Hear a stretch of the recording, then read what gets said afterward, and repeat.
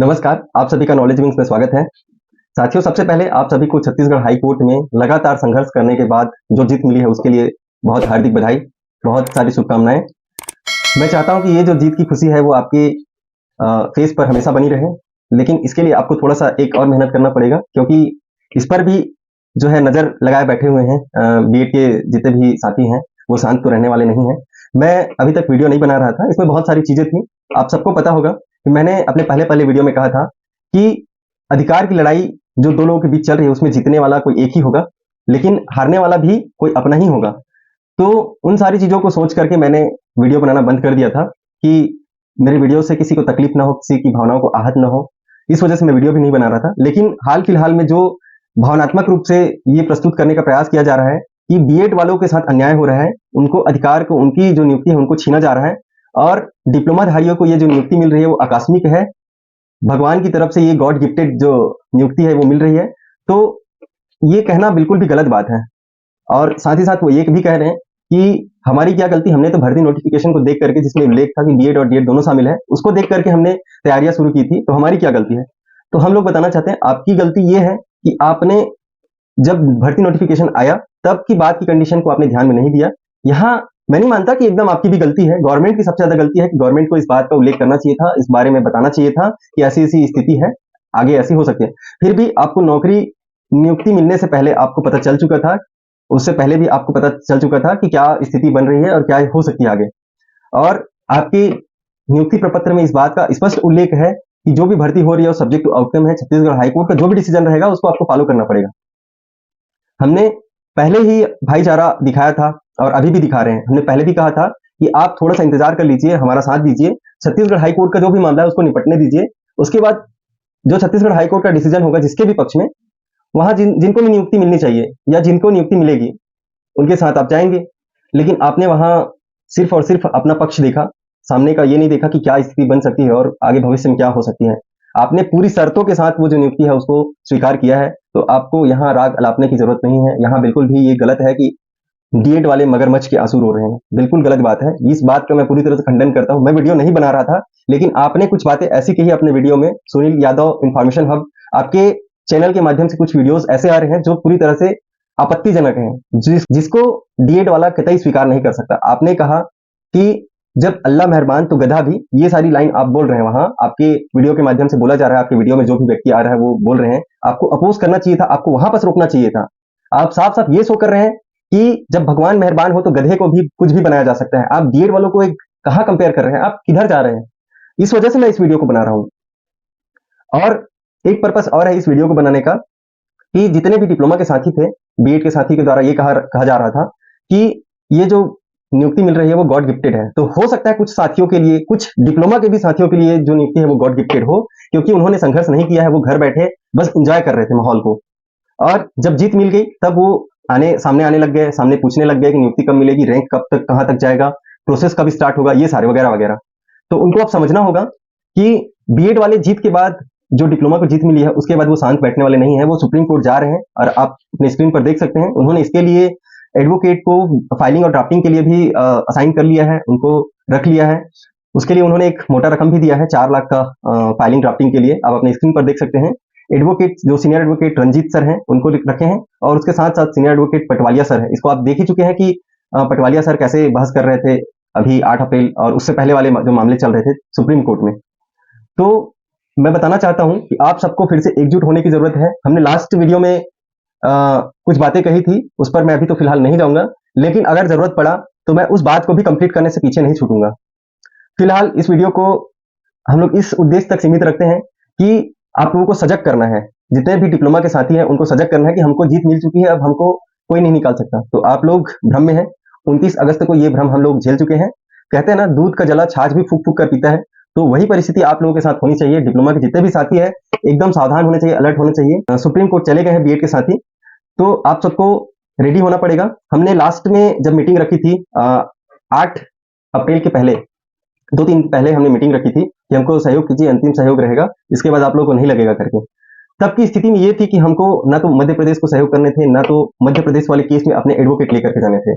हमने वहां 2-2 एडवोकेट लेकर के रखे थे सुप्रीम कोर्ट में 8 अप्रैल की सुनवाई के लिए। और इसके साथ ही साथ 1 लाख रुपए का आर्थिक सहयोग भी मध्य प्रदेश को किए थे 8 अप्रैल की सुनवाई के लिए। उससे पहले जब 2 अप्रैल को सुनवाई हुई थी उसमें भी 1,15,000 का सहयोग किया था हमने मध्य प्रदेश टीम को।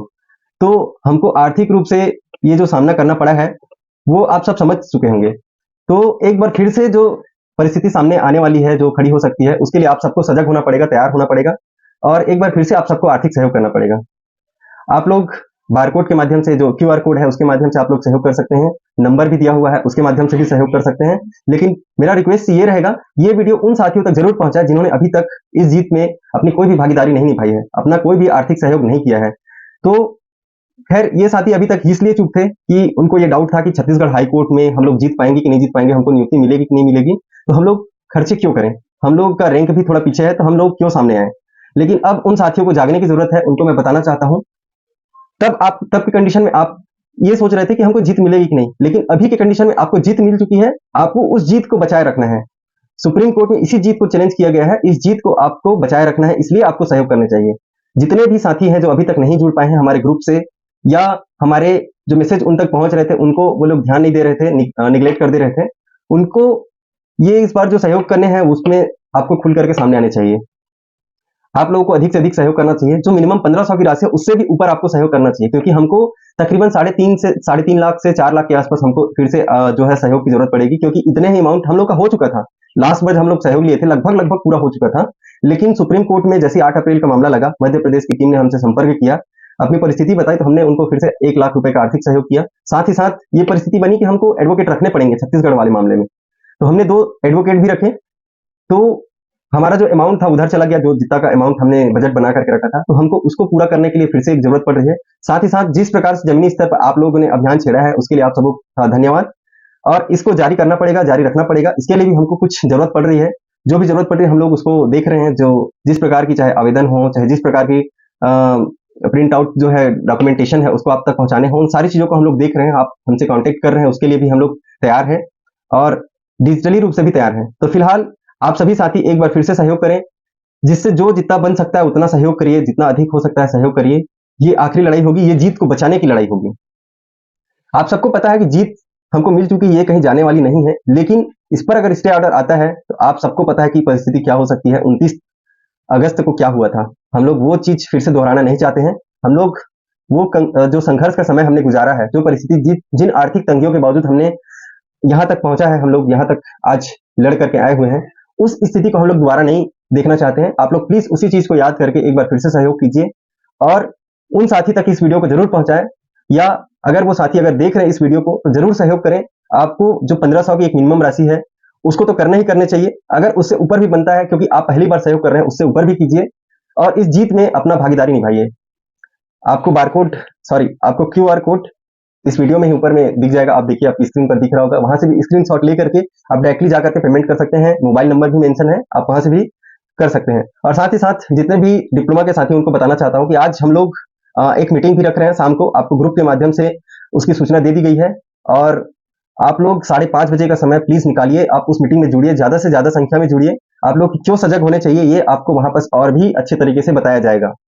तो फिलहाल मैं इस वीडियो को यहीं तक सीमित रखता हूं, क्योंकि इसका उद्देश्य आप सबको जागृत करना था, आप सबको उस सुसुप्त अवस्था से जागृत अवस्था में लाना था जहां से आपको जीत जो है परमानेंट करने हैं।